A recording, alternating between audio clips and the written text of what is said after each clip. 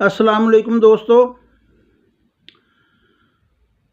दोस्तों बाद मर्तबा हकीकी ज़िंदगी में कोई ना कोई ऐसा वाक़या हो जाता है जिसमें एक सबक भी होता है और एक खूबसूरत अंसर मज़ाह का भी होता है।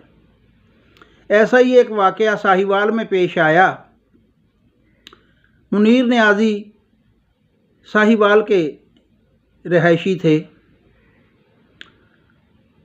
तो एक नौजवान शायर ने एक गज़ल लिखी जो उसकी गालबन ज़िंदगी की पहली गज़ल थी,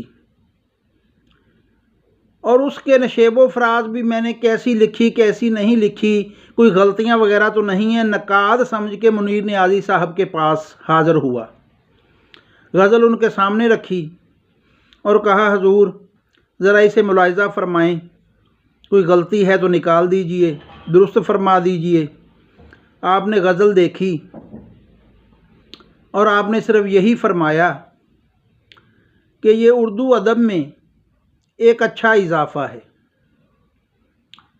ये बात सुनने के बाद उस नौजवान शायर ने इजाज़त चाही, मगर वो फूले नहीं समा रहा था कि कितने बड़े शायर ने ये कैसी बात कह दी मेरी गज़ल के बारे में।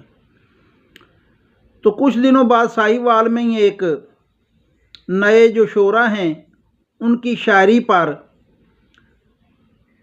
तनकीदी एक जायज़ा लेने के लिए एक महफ़िल का इंतज़ाम किया गया। ये शायर वहाँ पहुँच गया अपनी गज़ल लेके। वहाँ जब इसकी टर्न आई, इसकी बारी आई, तो नाकदीन ने देखते ही पहला मिसरा देखा, दूसरा देखा। आपने कहा, भाई अभी तो आप तिफ़ले मकतब हो, ये क्या बेहुदा लिख के ले आए हो, जाओ ले जाओ और दोबारा कोशिश करो किसी अच्छे उस्ताद के ज़ेरे साया, ऐसे ना लिखना। अब ये जो चीज़ें थीं उस नौजवान शायर को गिरां गुजरी कि इतने बड़े शायर ने तो कहा ये उर्दू अदब में एक नया इजाफ़ा है, खूबसूरत इजाफ़ा है। वो वहाँ से सीधा फिर आपके पास आया, मुनीर नियाज़ी साहब के पास, कि हुजूर आपने मेरे साथ ये क्या किया, मेरी गज़ल को ऐसे ऐसे लोगों ने कहा है।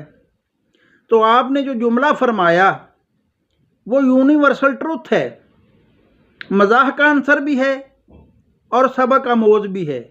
आप वो जुमला मुलाज़ा फरमा लीजिए। पंजाबी में क्या कहा मुनीर नियाज़ी साहब ने?